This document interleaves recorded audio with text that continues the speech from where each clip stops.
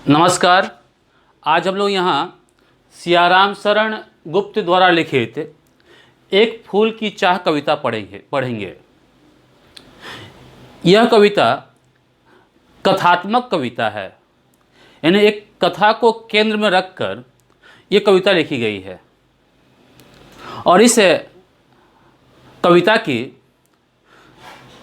जो केंद्रीय बात है, जो केंद्रीय विषय है, वह है छुआछूत की समस्या।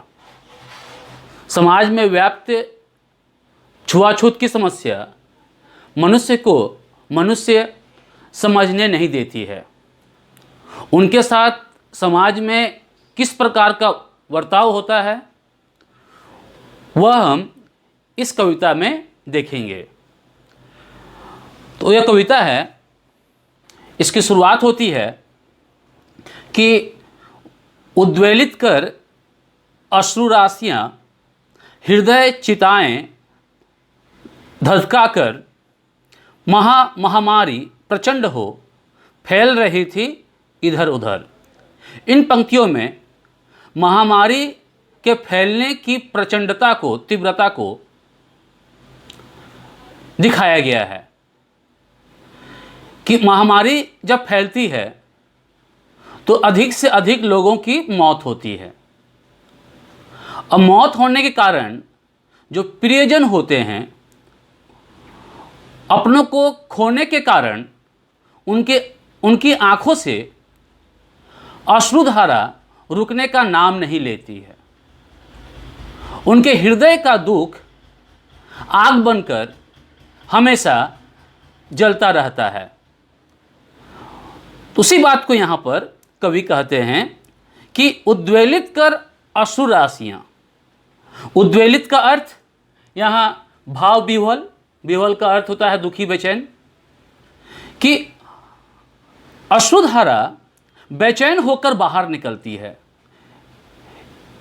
यानी आंसू रुकने का नाम नहीं लेता है।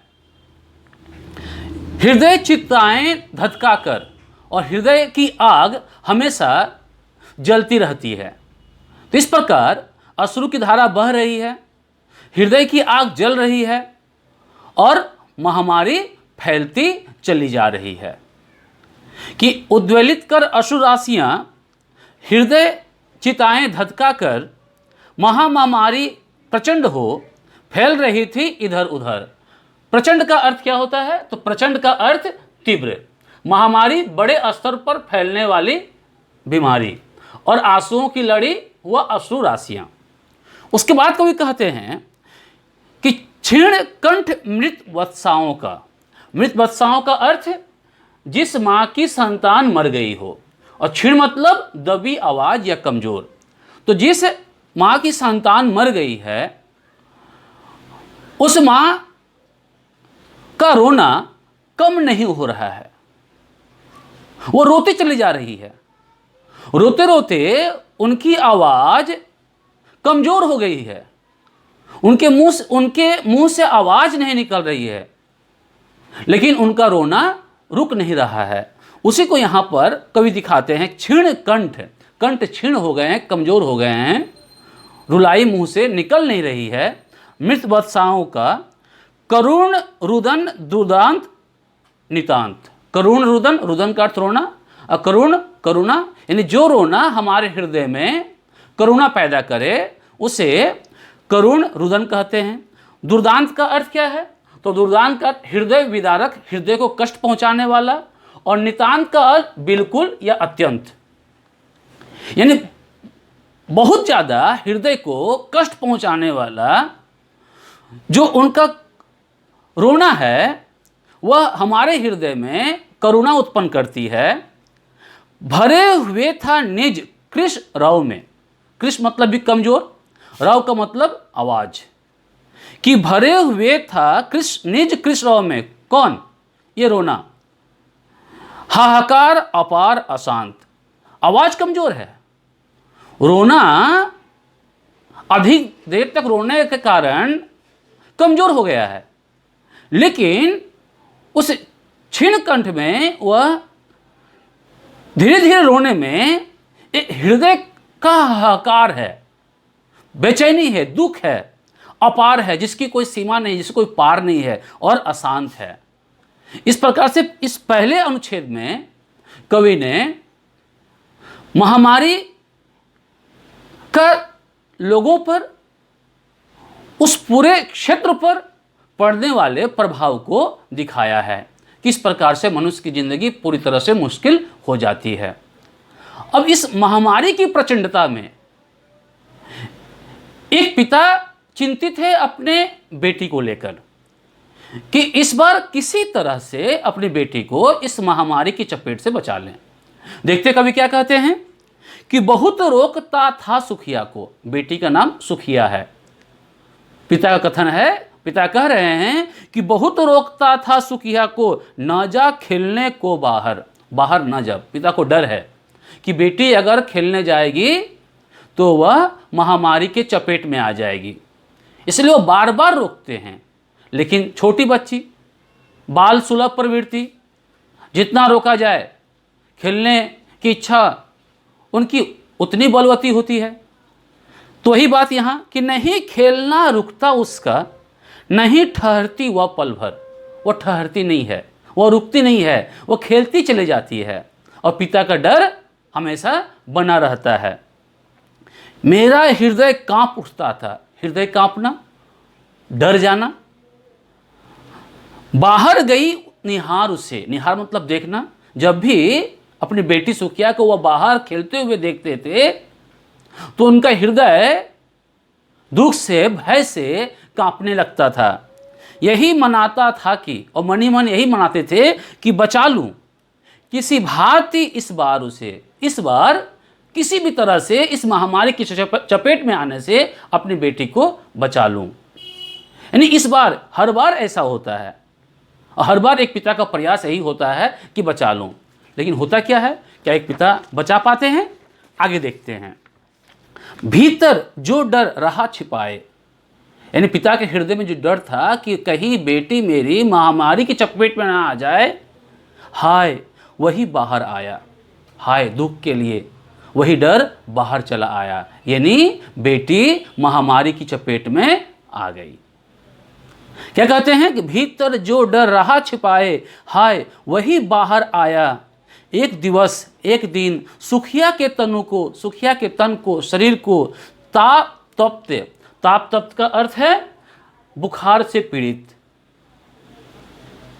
सुखिया के तन को ताप तप्त मैंने पाया। सुखिया को वे बुखार से पीड़ित पाते हैं और बुखार में है, सुखिया बुखार में है। वो अपने पिता से कहती है कि ज्वर में विह्वल हो, ज्वर में बेचैन हो, दुखी हो, कि ज्वर में विह्वल हो। बोली वह, सुखिया बोलती है, क्या जानूं किस डर से डर। पिता समझ नहीं पा रहे हैं कि किस डर से वह बोलती है यह बात। कौन सी बात? कि मुझको देवी के प्रसाद का एक फूल ही दो लाकर। वो अपने पिता से अनुरोध करती है कि ये पिता मुझे देवी के प्रसाद का एक फूल लाकर दो। ये बेटी की अंतिम इच्छा है, इसलिए इस पाठ का नाम भी एक फूल की चाह है। अब जितनी आसानी से बेटी ने देवी के प्रसाद का एक फूल की मांग की है, उसे प्राप्त करना, उसे लेकर आना एक पिता के लिए आसान नहीं है। क्यों आसान नहीं है? हम देखते हैं कि इस मांग के बाद पिता कितने चिंतित हैं अपनी बेटे की इच्छा को पूरा करने के लिए, कि क्रमशः कंठ क्षीण हो गया। बेटी का धीरे धीरे कंठ जो है क्षीण होता चला गया, मुंह से आवाज नहीं निकल रही है। शिथिल हुए अवयव सारे, शिथिल मतलब कमजोर, अवयव अंग, धीरे धीरे उनके अंग भी, बेटी का अंग भी कमजोर होते चले गए। बैठा था नौ नौ उपाय की, चिंता में मैं मन मारे। और मैं यानी पिता इस चिंता में बैठे हुए थे, नए नए उपाय करते हुए कि किस प्रकार से वह बेटी के लिए एक फूल लेकर आए। लेकिन एक भी उपाय उन्हें मिल नहीं रहा था।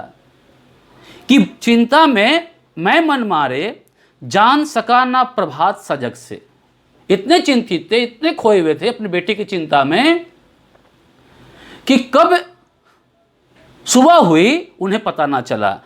जान सका ना प्रभात सजग होकर कि कब सुबह होती है। हुई अलस कब दोपहरी आती है और चली जाती है। अलसाई, अलस मतलब आलसी, अलसाई दोपहरी।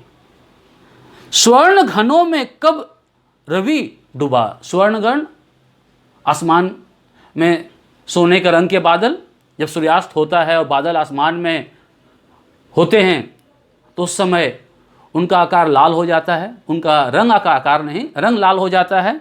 कि स्वर्ण घरों में कब रवि डूबा, कब सूर्यास्त होता है, कब आई संध्या गहरी, कब शाम होती है। लेखक यानी पिता को कुछ पता नहीं चलता है। अब क्या है कि सभी और दिखलाई दी, बस चारों तरफ उपाय किए, हर तरह को बेटी बचाने की, बेटी की अंतिम इच्छा पूरी करने की कोशिश की, लेकिन हर और क्या दिखाई दे रहा है कि सभी और दिखलाई दी बस अंधकार की ही छाया। सिर्फ निराशा ही निराशा, कहीं से भी आशा की किरण दिखाई नहीं दी। छोटी सी बच्ची को ग्रसने कितना बड़ा तिमिर आया। एक फूल सी बच्ची, छोटी सी बच्ची को ग्रसने के लिए, निगलने के लिए, मारने के लिए इतना बड़ा अंधकार आ गया। पिता समझ नहीं पा रहे कि ऐसा कैसे हो गया। एक अंधकार है जो बेटी को ग्रसने के लिए आया है, निगलने के लिए आया है। दूसरी ओर ऊपर विस्तृत महाकाश में, महाकाश, महान आकाश, बड़े आकाश, विस्तृत आकाश, फैला हुआ आकाश में जलते से अंगारों से झुलसी सी जाती थी आंखें जगमग जगते तारों से। जो महाकाश में तारे जगमगा रहे हैं वे अंगारों के समान, जलते हुए अंगारों के समान प्रतीत हो रहे हैं। और वे अंगारे क्या कर रहे हैं, झुलसी सी जाती थी आंखें, उससे आंखें झुलस जाती थी, उनमें इतना ताप था। एक तो अंधकार काल बनकर ग्रसने आया है, दूसरी ओर जो तारे हैं वह भी अंगारे उगल रहे हैं और मारने का ही प्रयास कर रहे हैं। यानी हर तरफ एक पिता अपने आप को मजबूर पाता है, कहीं से भी उसे आशा की रोशनी दिखाई नहीं पड़ती है। अंधकार एकदम घना अंधकार है और प्रकाश ऐसा कि शरीर जल जाए, आंख झुलस जाए। अब क्या करें? बैठ बैठ कर सुखिया को निहारने के अलावा उपाय क्या है पिता के पास? क्या पिता के दुख को देखते हैं कि देख रहा था जो सुस्थिर हो नहीं बैठती थी क्षण भर। देख रहा था किसी अपनी बेटिया को, अपनी सुखिया को, कि जो क्षण भर भी एक जगह स्थिर होकर बैठती नहीं थी, हमेशा चहलती पहलती रहती थी, टहलती रहती थी, खेलती रहती थी हमेशा। कि देख रहा था जो सुस्थिर हो नहीं बैठती थी क्षण भर, हाय वही चुपचाप पड़ी थी अटल शांति सी धारण कर। वही बेटी चुपचाप पड़ी हुई है, अटल है, कोई हिलडोल नहीं है, शांत है। तो एक पिता के लिए यह दृश्य कितना हृदय विदारक होगा, कितना कष्टकारक होगा, एक पिता ही समझ सकता है। कि अटल शांति सी धारण कर, सुनना वही चाहता था मैं। एक पिता कह रहे हैं कि सुनना वही चाहता था मैं, उसे स्वयं ही उकसा कर कुछ बुलवाना चाह रहे हैं। अब बेटी के मुंह से आवाज़ भी नहीं निकल रही है। एक आवाज़ सुनने के लिए पिता तरस रहे हैं। कुछ नहीं, बेटी वही कह दे जो पहले कही थी कि मुझे देवी के प्रसाद का एक फूल ला कर दो, लेकिन अब बेटी के मुंह से वो भी आवाज़ नहीं निकल रही है। क्या बोल रहे हैं कि सुनना वही चाहता था मैं, उसे स्वयं ही उकसा कर, मुझको देवी के प्रसाद का एक फूल ही दो लाकर। लेकिन बेटी अब कह नहीं पा रही है। अब पिता के पास, देवी के पास जाने के अलावा कोई उपाय नहीं बचा था। अब बेटी को छोड़कर घर में वो देवी के पास से फूल लाने के लिए निकल पड़ते हैं। दूर से उन्हें मंदिर दिखाई पड़ता है। वो मंदिर कितना भव्य है उसका वर्णन यहाँ पर कवि कह रहे हैं कि ऊंचे शैल शिखर के ऊपर, शैल मतलब पर्वत, शिखर मतलब चोटी, ने शिखर की चोटी पर वह मंदिर बना हुआ था।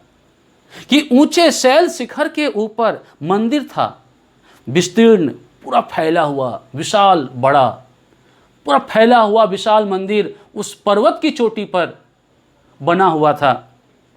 स्वर्ण कलश सरसीज विहसित थे और उसके गुंबद के ऊपर सबसे ऊपरी जगह पर स्वर्ण कलश, सोने का कलश सरसीज विहसित थे और उसमें कमल, विहसित मतलब खिल रहे थे।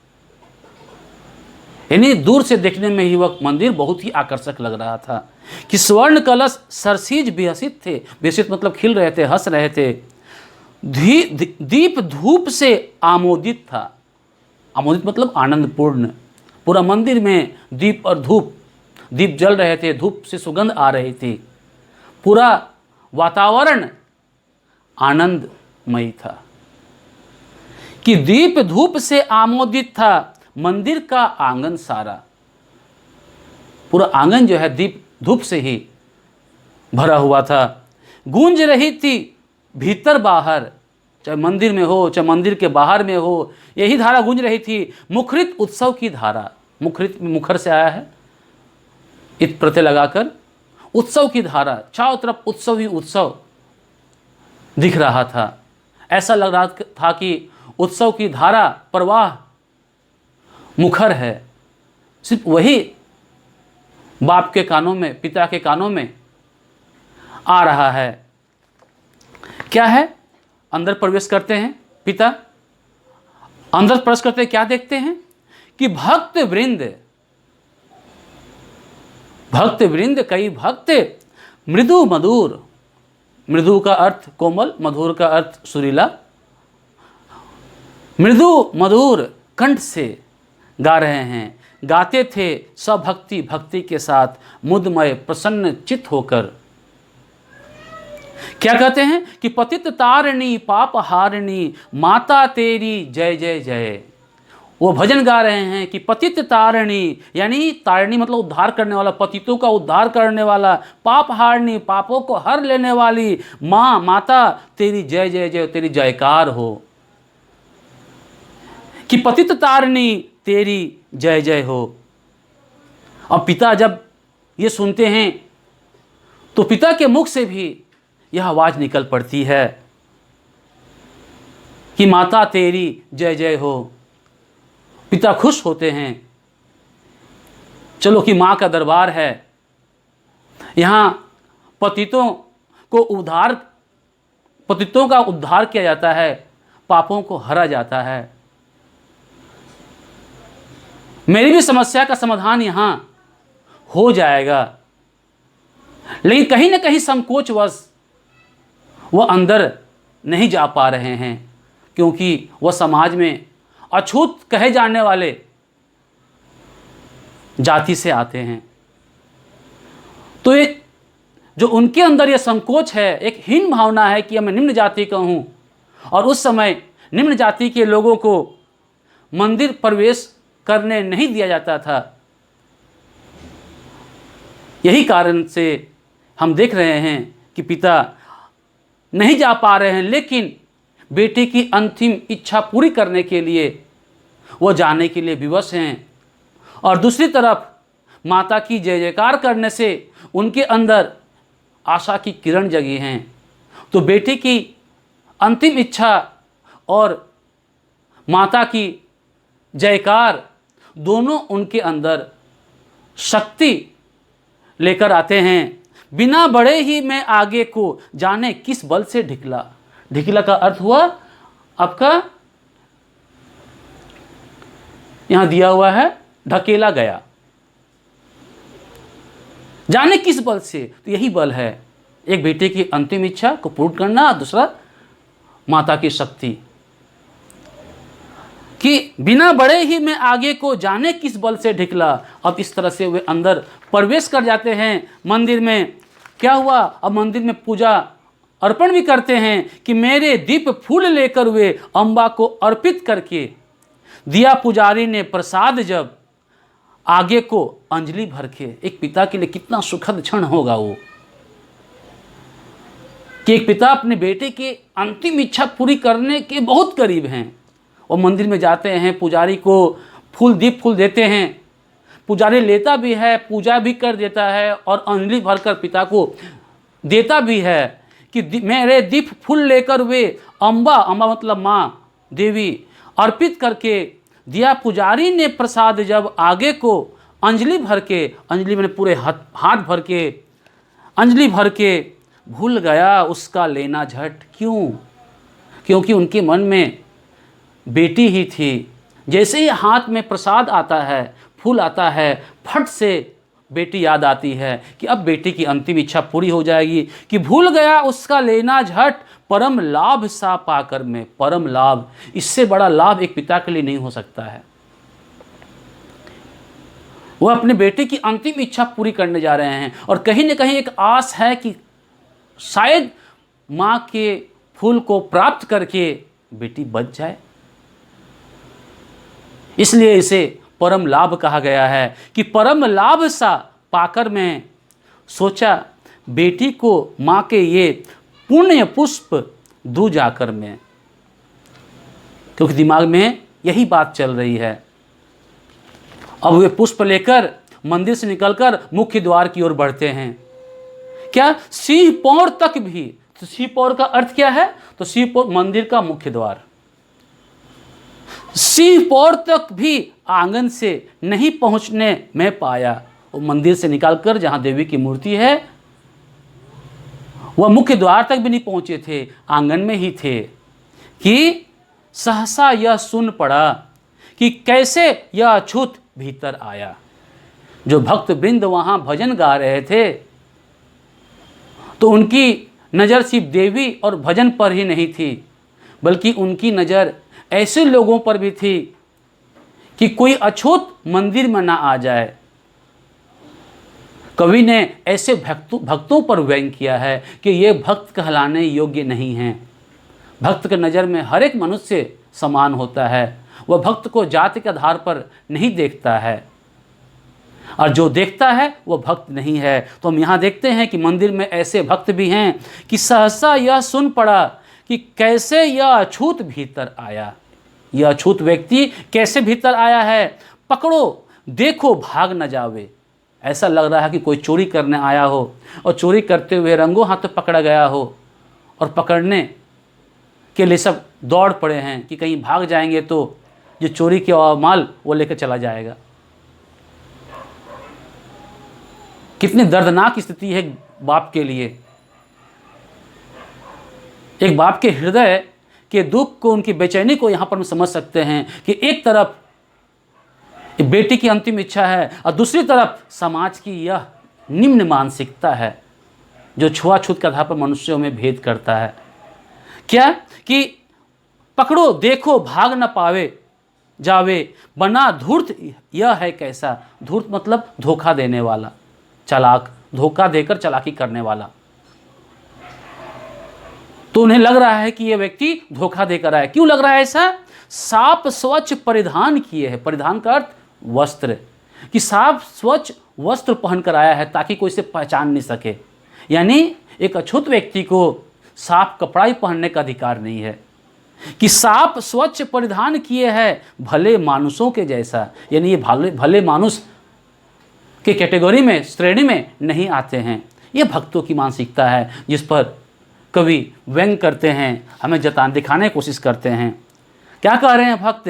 कि पापी ने मंदिर में घुसकर किया अनर्थ बड़ा भारी। यानी अब यह व्यक्ति, यह पिता पापी है और इसने मंदिर में आकर बहुत बड़ा अनर्थ किया है, बहुत बड़ा गलत कार्य किया है। क्या किया है? कि कलुषित कर दी है मंदिर की। कलुषित मतलब गंदा। इसने मंदिर की चिरकालिक शुचिता सारी, चिरकालिक मतलब जो हमेशा के लिए बने रहे, शुचिता का अर्थ पवित्रता। तो इसने मंदिर में आकर हमेशा से बनी हुई मंदिर की पवित्रता को नष्ट कर दिया है, गंदा कर दिया है। इसने पाप किया है। तो पापी को पाप की सजा तो मिलेगी ही। क्या करते हैं? तो जब भक्त ये बात कहते हैं तो पिता इसका विरोध करते हैं, दबी आवाज में ही सही, लेकिन विरोध करते हैं। क्या कहते हैं? कि क्या मेरा कलुष बड़ा है? मेरे कलुष है, जो गंदापन है, जो मेरा पाप कह रहे हो, वो पाप का बड़ा है देवी की गरिमा से भी। गरिमा का अर्थ महत्व है। जो देवी का महत्व है, जिसका गुणगान अभी गाया जा रहा था, पतित तारिणी पाप हारिणी, उसके सामने क्या मेरा यह पाप बड़ा दिख रहा है? यानी मैंने कोई गलत कार्य नहीं किया है। किस बात में हूं मैं आगे? माता की महिमा के भी, जो माता की महिमा है, माता के कार्य हैं, उसमें मैं किस बात में आगे हूं? मैं तो कहीं नहीं हूं, मैं तो उनकी नजर में तुच्छ प्राणी हूं। यानी माता का नाम लेकर, देवी का नाम लेकर मुझे पापी क्यों कहा जा रहा है, जबकि मैं उनकी नज़र में पापी नहीं हूं? इसका विरोध करते हैं, लेकिन विरोध का फल क्या होता है?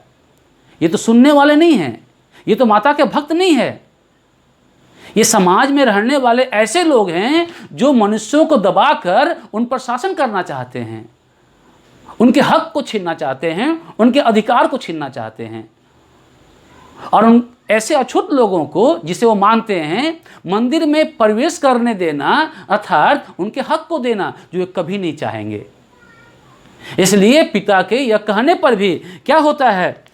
पिता फिर कहते हैं कि माँ के भक्त हुए तुम कैसे? तुम माँ के भक्त कैसे बन सकते हो? करके यह विचार खोटा, यह विचार कि अछूत व्यक्ति है इसलिए मंदिर को अपवित्र किया है, ये गंदे विचार लेकर तुम माता के भक्त कैसे हो सकते हो? तो पिता की इन सारी बातों को ये भक्त सहन नहीं कर पाते हैं कि माँ के सम्मुख ही माँ का तुम गौरव करते हो छोटा। बहुत महत्वपूर्ण पंक्ति कवि ने यह कही है कि जिसे माँ के नज़र में कोई छोटा बड़ा नहीं होता है, सब भक्त समान होता है, और तुम उनके सामने ऐसी बातें कह रहे हो। और ऐसा कहकर तुम कर क्या रहे हो? माँ के गौरव को, माँ की महानता को तुम छोटा कर रहे हो, नष्ट कर रहे हो। कुछ न सुना भक्तों ने, कुछ नहीं सुना। क्यों? पहले कहा गया कि इनका उद्देश्य क्या है? इस छुआछूत को बढ़ाकर रखने का, समाज में बनाए रखने का, अपने उनके अधिकार को छीनना। नहीं सुना, झट से मुझे घेर कर पकड़ लिया कि कहीं भाग न जाए। मार मार कर मुक्के घुस से धम से नीचे गिरा दिया, और सिर्फ घेरा ही नहीं बल्कि बुरी तरह पीटा भी। नीचे गिराकर पीटा, और पीटने के क्रम में होता क्या है कि मेरे हाथों से प्रसाद भी बिखर गया। हा, सबका सब एक पिता के दुख, एक बेटे की अंतिम इच्छा थी, वह जो हाथों में पड़ा हुआ था, वह प्रसाद, वह फूल। और जब वह प्रसाद, वह फूल पिता के हाथ से बाहर जा रहा होगा, तो वह फूल नहीं होगा, पिता के प्राण होगा। कितना कष्ट हुआ होगा उस समय एक पिता को उस प्राण के निकलते हुए देखकर।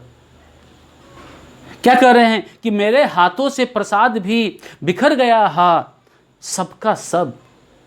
हाय हाय अभागी बेटी, तुझ तक कैसे पहुंच सके यह सब? अब कैसे पहुंचेगा? अब पहुंच नहीं सकेगा। पिता यहां लाचार हैं, अब कोई उपाय नहीं है इनके पास अपने बेटी तक इस फूल को पहुंचाने का। और मारे पीटने के बाद क्या करते हैं? न्यायालय ले गए मुझे, वे पकड़कर न्यायालय भी ले जाते हैं, और न्यायालय में भी इनकी सुनवाई होती है। और सुनवाई के बाद 7 दिवस का दंड विधान, 7 दिन की सजा इन्हें मिलती है। 7 दिन कारावास, जेल में रहना पड़ेगा।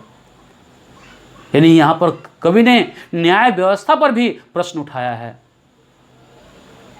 कि न्याय व्यवस्था भी इनके ही पक्ष में है, जो न्याय करने में सक्षम नहीं है, नहीं तो एक पिता को सजा नहीं मिलती। कि 7 दिवस का दंड विधान मुझको हुआ था मुझसे देवी का महान अपमान। क्यों हुआ था 7 दिन का? क्योंकि उनकी नज़र में पिता ने देवी का अपमान किया था, महान अपमान किया था। ऐसी नज़र को बदलने की ज़रूरत है। कवि यहाँ कहते हैं, अब पिता के पास इसे स्वीकार करने का अतिरिक्त दूसरा उपाय क्या था? कि मैंने स्वीकृत किया दंड, वह शीश झुकाकर चुप ही रहा। कोई उपाय नहीं था, कोई उनका सुनने वाला नहीं था। पहले ही दोषी करार दिए जा चुके थे। इसलिए वहाँ बोलने से भी कुछ नहीं हो सकता था। एक बार उन्होंने मुंह खोला था और उसकी दुर्गति हुई थी, पकड़ कर पीटे थे, कहीं यहाँ और भी दुर्गति ना हो जाए। और दूसरी ओर बेटी पड़ी हुई है, यह दुख भी उनके हृदय में है कि उस असीम अभियोग का, अभियोग मतलब जो इल्जाम लगाया गया है, असीम, जिससे कोई सीमा नहीं हो कानून की नज़र में, लोगों की नज़र में, बहुत बड़ा अपराध है ये उनकी नज़र में, कि उस असीम अभियोग का, दोष का क्या उत्तर देता, क्या कहा कि देवी की नज़र में सब समान है, यह कहता मेरी बेटी बीमार है, यह कहता कौन सुनने वाला है, कोई तो सुनने वाला नहीं है। इसलिए उन्होंने कुछ उत्तर ही नहीं दिया और दंड को स्वीकार कर लिया।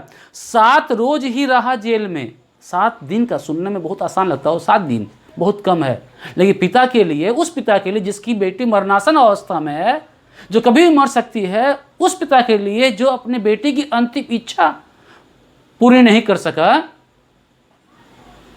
उस पिता के लिए 7 दिन सिर्फ 7 दिन नहीं होता है, कितना होता है कि 7 रोज ही रहा जेल में, या कि वहाँ सदियाँ बीती,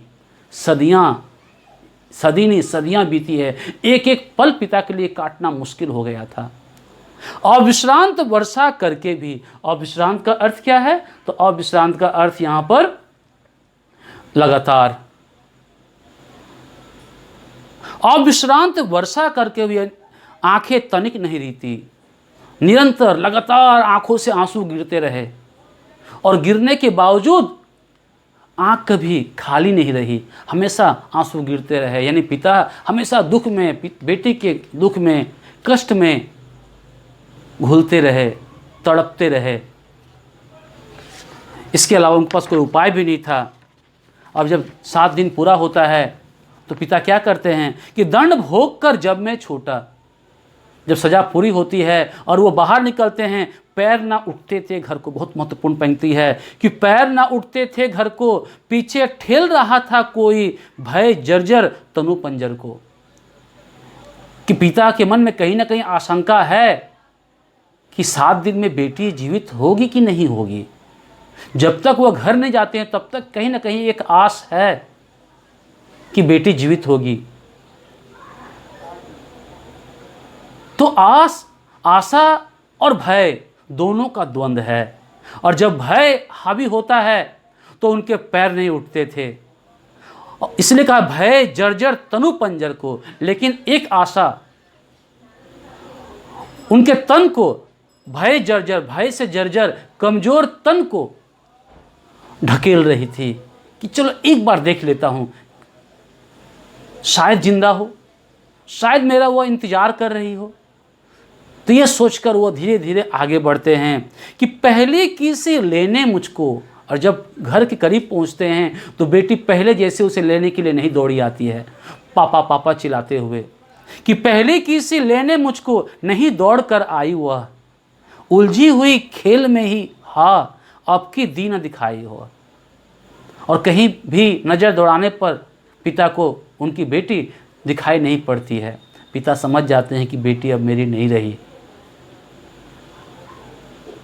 और सीधे घर के अंदर ना जाकर क्या करते हैं, उसे देखने मरघट को ही, शमशान घाट, मरघट का अर्थ, उसे देखने मरघट को ही गया दौड़ता हुआ, वहां दौड़ते हुए गए।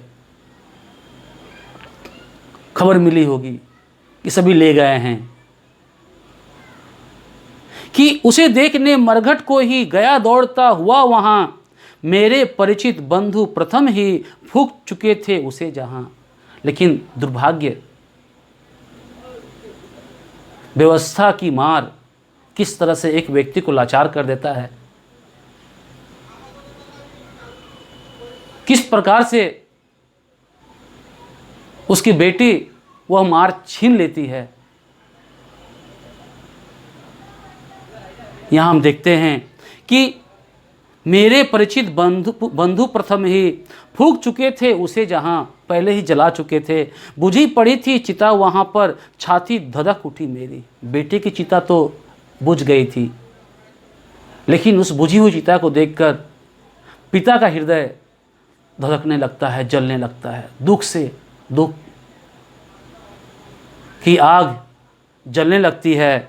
हाय फूल सी कोमल बच्ची हुई राख की थी ढेरी, जिस बेटी को वह खरोच तक लगने नहीं देते थे, जिसको वह फूल की तरह संभाल कर रखे थे, कोमल बच्ची थी, आज वही कोमल बच्ची राख की ढेरी बनी हुई थी। एक पिता के लिए इससे ज़्यादा कष्टदायक बात और क्या हो सकती है। पिता के इस दुख को हम इस पंक्ति में देख सकते हैं कि अंतिम बार गोद में बेटी तुझको ले न सका मैं हार। अफसोस जिंदगी भर का रहा कि अंतिम विदाई के समय भी बेटी तुमको मैं गोद में नहीं ले सका। एक फूल माँ का प्रसाद भी तुझको दे न सका मैं हार। और तुम्हारी अंतिम इच्छा जो माँ के प्रसाद को पाना चाहती थी, फूल को पाना चाहती थी, मैं एक ऐसा अभागा बाप हूँ कि वह भी पूरा ना कर सका। यह अफसोस एक पिता के साथ जिंदगी भर रहेगा। इस प्रकार यह कविता यहाँ खत्म होती है और देखते हैं कि पूरी कविता में कवि ने इस छुआछूत के विषय को केंद्र में रखकर समाज के पूरे चरित्र को हमारे सामने रखा है और दिखाया है कि जब तक इस छुआछूत की समस्या इस समाज में रहेगी तब तक मनुष्य मनुष्य के रूप में जाना पहचाना नहीं जाएगा। उस पर उसी प्रकार से अत्याचार होंगे जिस प्रकार एक पिता पर होता है। इसलिए कहीं ना कहीं यह छुआछूत की समस्या समाज को आगे बढ़ने में, देश को आगे बढ़ने में, एक व्यक्ति की उन्नति में, किसी की इच्छा को पूरा करने में बाधक है। इसे जितना जल्दी हो सके समाज से निकाल दिया जाए वही बेहतर है। तो इस कविता में कवि के इस कविता के भाव को हमने समझा। इस वीडियो में इतना ही। धन्यवाद।